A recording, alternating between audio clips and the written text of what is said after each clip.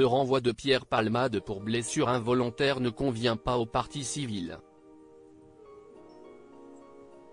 Dans un communiqué relayé par l'AFP, Mebatik, le représentant de la partie civile, dit trouver cette décision absurde. L'accident de Pierre Palmade le 10 février 2023, la vie de Pierre Palmade a basculé. Alors qu'il conduisait une voiture sous l'emprise de stupéfiants, l'humoriste a provoqué un grave accident. Il a heurté de plein fouet un autre véhicule, causant ainsi des dommages irréparables. Une enquête a été ouverte le jour suivant cet accident.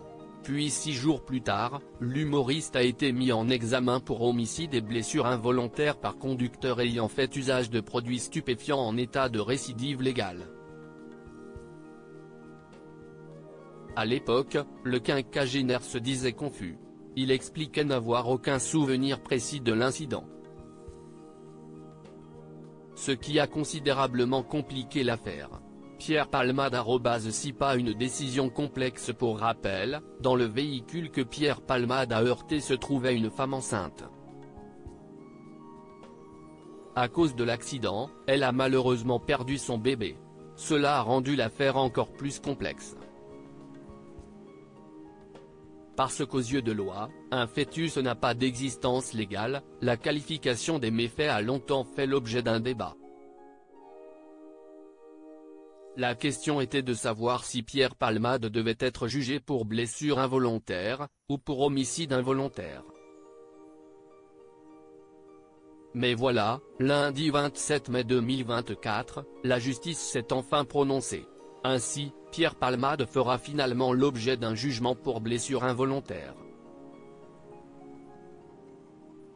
En cas de condamnation, l'humoriste pourrait encourir jusqu'à 14 ans de prison et 200 000 € d'amende. Une décision que déplorent les parties civiles.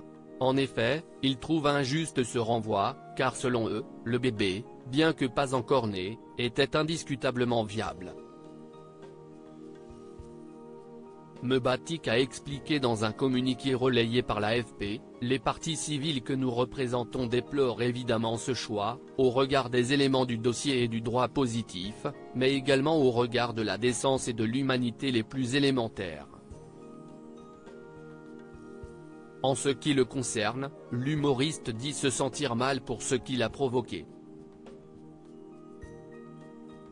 Lors de son interrogatoire de première comparution, il a fait part de son immense regret vis-à-vis de la perte du bébé. « Je suis obsédé par ça, par le bébé qui est mort », a-t-il déclaré.